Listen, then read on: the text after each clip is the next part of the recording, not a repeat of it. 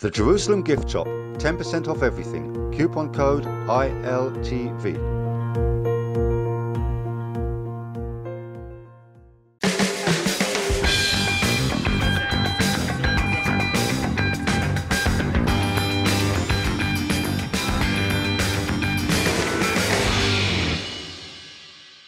Hey everybody, I'm Danny Grossman, and thanks for joining us for ILTV's weekly program, One-on-One with Alan Dershowitz. We want to give you, our viewers, the chance to have your questions answered by Professor Dershowitz, one of America's greatest legal minds. He's a leading expert on criminal and constitutional law, civil liberties, and the Arab-Israeli conflict. Hi, Professor Dershowitz, and thanks for joining us. Hi, thank you. Well, our guest today is one of Israel's leading intelligence and security experts, Brigadier General Reserve Yossi Kuperwasser. Among his many positions in a distinguished career of military and government service, General Kuperwasser served as the head of Research Division of the IDF Intelligence Corps and later as Director General of the Israeli Ministry of Strategic Affairs, where he made a name for himself leading the fight against BDS. He is currently a senior fellow at the Jerusalem Center for Public Affairs, the JCPA, one of Israel's leading think tanks headed by Dr. Dori Gold. His works have been quoted not only here, but in the White House and around the world. The best title for him that I can think of is his nickname, Cooper, which is synonymous with brilliant analysis. So, Cooper, thanks for joining us. Thank you for having me. So before we start, I'd like to take a brief moment to note the passing of Rona Ramon, the wife of Israel's first astronaut, Ilan Ramon. Rona was known for her incredible nobility after losing her husband in the catastrophic Columbia Space Shuttle accident. She founded the Ramon Foundation to commemorate Ilan's memory, and later she lost her son Asaf when he too was killed in an aviation accident. This after graduating at the top of his pilot training class. Rona continued her work and started another educational project in her son's memory and worked tirelessly up until the day she succumbed to pancreatic cancer. I personally flew with Ilan and was in awe of the way Rona, who dealt with tragedy with such grace. In her words, her harsh experiences gave her wings to do things for others. President Reuven Rivlin eulogized her by saying, "Ilan and Asaf touched the heavens, but Rona touched our hearts. May her memory be a blessing." Alan?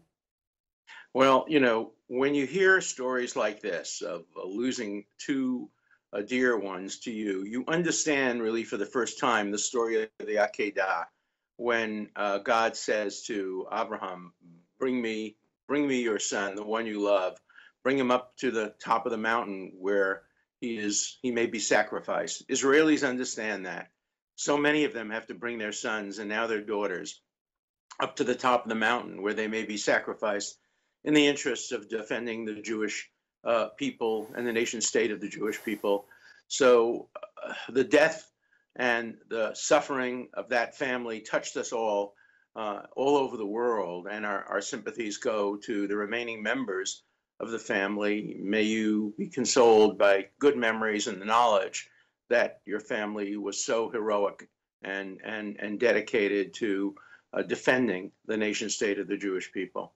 As was Rona, who did so much to not only to commemorate the memory of her husband and her son, but also to bring together not only America and Israel. NASA leaders are coming here, American leaders are coming here to honor her, but also American Jews, because she reached out to them. Both she and Ilan grasped with both hands what it meant to be Israel's first astronaut, the astronaut of the reborn state of the Jewish people. So may all of their memories be a blessing.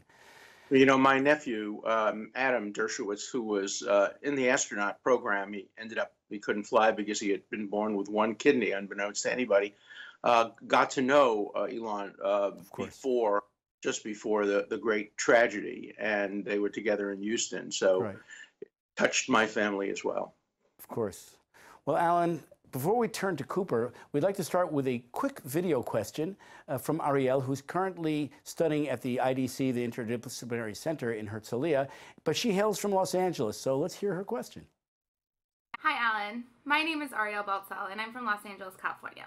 I'm following the recent developments in the Mueller investigations, and I was just wondering, are the investigations, indictments, and sentencing of the people like Manafort and Cohen a sign of an efficient justice system or the abuse of a justice system? Well, reasonable people disagree about this. I've been very controversial because I'm a consistent, neutral civil libertarian. I spoke up when Nixon was impeached to make sure he was given due process, when Bill Clinton was impeached to give him due process, and I speak up when there's a denial of due process in the Donald Trump case, even though I was a strong Hillary Clinton supporter and voted against Donald Trump. I think there have been abuses of the system. I don't think it's right to call somebody into an interview, tell him he shouldn't have a lawyer, and then ask him a question which you know the answer to already because you have a tape recording of his meetings with the Soviet Russian diplomats, and just test him, give him an opportunity to lie, a test which he fails. But I don't like that form of prosecutorial tactics. And so I've been critical. I think there have been denials of due process. Look, there have also been a lot of guilty people who have committed perjury, who have had problems of financial fraud, and I wish it had been left to the U.S. attorney's offices. I don't think we needed a special counsel. A special counsel poses special problems because it comes in with a target on the back of somebody, and prosecutors shouldn't be targeting people. They should be trying to uncover past crimes. In this case, many of the crimes were crimes that were committed after the special counsel was appointed, perjury and the like, or crimes that have no relationship to the mandate of the special counsel. So I've been critical, and I've also been critical of the efforts by the police in Israel to try to target Benjamin and Sarah Netanyahu. I don't think that some of those processes have been fair, but I have great faith in Attorney General Mandelblit, and I hope and think he will come to the right decision. Okay, so Cooper, let's get down to business. Can you give us your analysis of the discovery of terror tunnels built by Hezbollah, which originate in Lebanon and penetrate into Israeli sovereign territory? How serious should we take this development? Well, first of all, very serious. But before that, I just want to say one word about Rona Ramon. Sure. I think that it's amazing how a story that's so full with suffering and loss is actually a story of commitment to the well-being of Israel and a story of hope. A triumph. It's a really amazing story. Absolutely. It touches everybody. Now, coming back to the tunnels, I think the tunnels is a very interesting story in the sense that here comes Israel, and once again shows its intelligence dominance, its ability to know exactly what's going on in places where nobody would expect it to know what's happening. Just like with the trove of the documents that comprise the nuclear archive of Iran, bringing them from Tehran. Just like here, finding all these tunnels, already 4 tunnels were discovered in the depths of the mountain. It's unbelievable. And it tells everybody around that they should take us seriously. Now, with doing that, we not only expose the tunnels themselves and deprive Hezbollah and Iran from one of the jewels of their crown in fighting against Israel in the future, the way they planned it, but we also expose the fact that actually Hezbollah operates under Iranian dictate instead of being committed to its Lebanese identity. And actually Hezbollah puts, for the sake of Iran, puts the entire Lebanon in danger to serve Iran's interests. And this is something that's very important, and we should now, as we try at this point, convince the international community to do 2 things. First of all, condemn Hezbollah and Iran and Lebanon for letting this happen.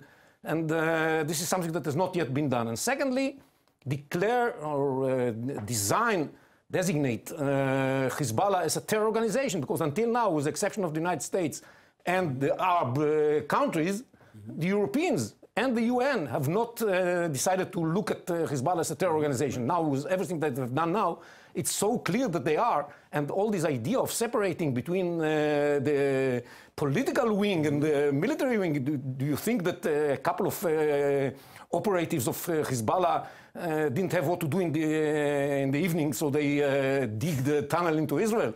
That's obviously something that was decided upon in Iran and executed by Hezbollah, and something has to be done about it. The international community has to come to grip with it. Yeah? I agree completely, and I would add one element. I think that Lebanon ought to be described as illegally occupied territory. Lebanon has been occupied by Iran, and Lebanon no longer really has sovereignty. There is an occupier, and the occupier is Iran. They occupy through Hezbollah. And I would like to see UN resolutions. I'd like to see campaigns directed to freeing Lebanon from its occupation. Now, some Lebanese might say we're doing it willingly. That's nonsense. When you have an army like Hezbollah controlling the south of Lebanon and really controlling in many ways the government of Lebanon, it is fully occupied territory. You know, it's interesting. The radical haters of Israel call Gaza still occupied by Israel because Israel exercises some control over the ports and over the airspace. It's nonsense. Gaza could have been the Singapore of the Mediterranean had it not overthrown the Palestinian Authority and instituted Hamas and rockets and terror tunnels. But Lebanon is a fully occupied country by Iran today, and the international community ought to recognize that. The other point is the general mentioned that Europe doesn't regard Hezbollah as necessarily a terrorist organization. You get people, however, like Jeremy Corbyn, who goes much further. He admires Hezbollah. He supports Hezbollah. He welcomes Hezbollah into the international community. He treats it with respect, and he may be the next prime minister of Great Britain. What a tragedy that would be. Hezbollah must be singled out as not only a terrorist organization, but an occupying force on behalf of the Iranian government. Well, our next topic is the payment to terrorists by the Palestinian Authority. Now, Cooper, you've written extensively and briefed top officials both here in Israel and in the U.S. What is at stake here? And both from the Israeli perspective and from the American perspective, are we both doing enough? The amount of money they spend on paying salaries to terrorists and for the families of deceased terrorists is 7% of their budget. Is 1.27 billion shekels, like $335 million a year. It's 7% of the budget. It's about 45% of the foreign aid they get. So every penny they get from the international community, 45% of it go to pay salaries to terrorists. That's something that, of course, is in total breach of their commitments under the Oslo Agreement. They were supposed to fight terrorism. Instead, they incite for terror. And as a matter of fact, this is a situation where they actually solicit terror because they promise this aid in advance. Anybody who goes to carry out an attack, he knows that he's going to get this money. And we have a lot of testimonies from terrorists to say that was one of our considerations. When the special envoy of the United States government, Jason Greenblatt, actually tweeted asking the Palestinian Authority, you have to decide whether you want to be a political entity or a terror organization. And as long as you decide that you want to pay the salaries to the terrorists, we understand what your decision is. So, and the funny thing is that Abu Mazen, Mahmoud Abbas, repeatedly say, even if I have only one penny, I'm going to continue using it to pay the salaries to the terrorists. So finally, the United States has adopted the Taylor Force Act, and they have stopped paying or giving aid to the Palestinian Authority budget. And Israel has adopted what is called the Stern Law, after member of Knesset Elazar Stern, that says that beginning this coming January, next month, Israel is going to deduct from the money it collects and delivers to the Palestinian Authority the 1/12 of the money that the Palestinians paid to terrorists in 2018. So this, for the first time, the Palestinians understand that there is a price for this policy. Now we want to see more people joining in order to send this message to the Palestinians. Now I want to say one word about it, about the importance of this. The entire situation that we are fighting now is about the attempt to convince the Palestinians to change their strange, fraudulent narrative that paying salaries to terrorists is part of it, this idea that terrorists are heroes. And this effort, the international community has to join forces in order to convince the Palestinians to change this narrative. The Americans did a big and important step in this direction. Israel is finally doing some steps. But the messages coming from Europe are not helpful, and we have to see a change over there too. Alan? What I've done when I've advocated stopping payments to the Palestinians for paying terrorists is I make an analogy to the mafia or other criminal organizations. If the head of the mafia had said, look, anybody who kills my rival, I will pay him a certain amount per month, that person would be guilty of accessory to murder. That person would go to jail. The person who offered the bounty would go to jail. And it is criminal for any individual or any group to offer a reward to a criminal, to offer a reward to a terrorist. And the European community should recognize that they are encouraging criminal conduct, terrorist conduct. You know, today the victims are a Jewish pregnant woman on the West Bank. Tomorrow the victims can be people in the middle of Paris and the middle of London and the middle of Rome. Of course, we've seen that. And so the idea of anyone in the international community encouraging terrorism by offering to pay the terrorists a bounty, it's going to come to a theater near you because inevitably, when terrorism is rewarded, it spreads. Many years ago, I wrote a book called Why Terrorism Works. And the thesis of my book is terrorism works because it's rewarded. This is many years ago. Benjamin Netanyahu wrote a similar book talking about how terrorism has been effective because the international community has refused to sufficiently condemn it. So I think that this is a very, very important issue. And I'm proud of the fact that finally in the United States, we're coming to grips with the support we as Americans provide indirectly to terrorism when we pay the Palestinians money that they use to then encourage terrorism. Well, the next thing I'd like to ask you, Alan, and you, Yossi, about is the recent Qatar forum, which was held in Doha, in which Iranian Foreign Minister Zarif reportedly bragged about supposedly sidestepping American sanctions. Yossi, what's your take on this? And Alan, what needs to be done? Well, first of all, I think that it's shameful for the Iranians to brag about that. The real issue is that they are not that successful. That's the truth, and that the current sanctions that were reimposed by the United States over Iran are working, and there are a lot of difficulties. And the fact is that a year after this unrest in Iran started, it still goes on. And with the new sanctions, it's going to be more and more difficult for the Iranians to manage the public. And the public is losing gradually the fear from the government, because everybody understands that this regime leads Iran nowhere. So that's what Zarif should really worry about. Now, of course, he's trying to create a different impression, but this impression is wrong.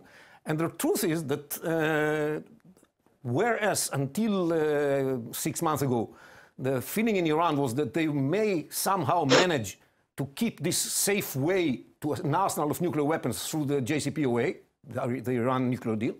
Now they understand it's going to be extremely difficult, because even the coming years are going to be difficult. So of course, right now they're trying to see if this policy is going to last beyond 2020.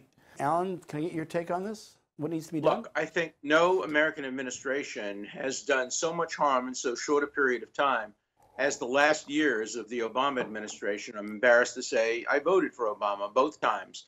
I'm proud to have voted for him the first time, but I regret voting for him the second time, because enacting the deal with Iran, which was a one-way deal and which continues to have negative effects today, was a disaster for the United States, for Israel, and I think for world peace. And second, of course, the Obama administration refused to veto the UN resolution regarding Jerusalem that declared the Kotel and the Hebrew University and Hadassah access roads in the Jewish quarter to be illegally occupied territory, was a disaster as well. And President Trump, who I voted against, has been trying to undo both of those disasters. First, the Iranian deal by getting out of it from the United States, and second, by recognizing Jerusalem and moving our embassy there, returning to the status quo that the Obama administration undid through its benighted failure to veto the resolution. So I think Americans, though, in general, regardless of who's elected in 2020, I think Americans generally think that the Iran deal was a mistake. Right. And I think we also think, on balance, that the Jerusalem embassy move was a good thing. So I think focusing on the 2020 election is a mistake for the Iranians.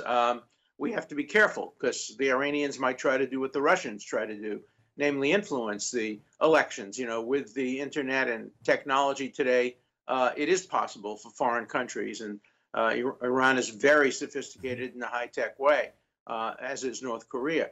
So we have to be careful about influences on our elections. And I'm not making any decisions now about the 2020 election, but I don't think the 2020 election will have a big impact on American sanctions regarding Iran. So, Yossi, we only have time for a quick question here, so I want you to take a look at one of the most high-profile cases in the war against BDS. That's the boycott by Airbnb against Israeli clients in the occupied territories who live over the Green Line across the 1967 border with Jordan. Well, can I make my reservations yet, or should I stick to hotels for the time being? What's going on? I think it's another example of how good intentions may lead you to hell. And I'm sure that Airbnb is not, as they say, they oppose the BDS and so on and so forth, but what have they done? It's crazy. They singled out Israel and a part of Israel as a victim of their activities. Only Israel and Nazis are sanctioned by Airbnb. It's so crazy. And they don't understand what is really the purpose of the BDS. The BDS is against the existence of the state of Israel. That's what they're trying to do. They try to hide it in nice words, but actually what they mean is to bring the existence of the state of the Jewish people to an end. Well, Alan, what about you just to close up? Well, I spoke to the vice president of Airbnb, who was a former student at Harvard Law School and somebody I know. We had a long, productive conversation. I gave him a lot of information I think he didn't have. And I particularly complained about the fact that this is the only area, essentially, where Airbnb is not operating, that they're not boycotting, Tibet, they're not boycotting Chechnya, they're not boycotting Cyprus, and that it is anti-Semitic. And he fought back, of course, but days later he came to Israel, and we don't know. It's very much a story that hasn't ended yet. But I think continued pressure on Airbnb is very, very important.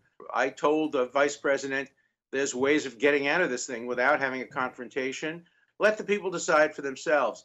Information is useful, but boycotts and sanctions are just playing into the hands of those who would deny the nation state of the Jewish people the right to exist. And singling out Israel is a form of anti-Semitism because Israel is the Jew among nations, in addition to being the nation state of the Jewish people. So I hope Airbnb will stop doing this and will come to its senses, will realize it was a bad business decision and a bad moral decision. Well, thank you, Alan. And all right, that's all the time we have for today. Thanks for your time, Professor Dershowitz. And of course, I'd like to thank our guest, Yossi Kopperwasser. And if you have any questions for Professor Dershowitz and you'd like to have them answered, go to iltv.tv or our Facebook page and submit them. And thank you very much. We'll see you next week.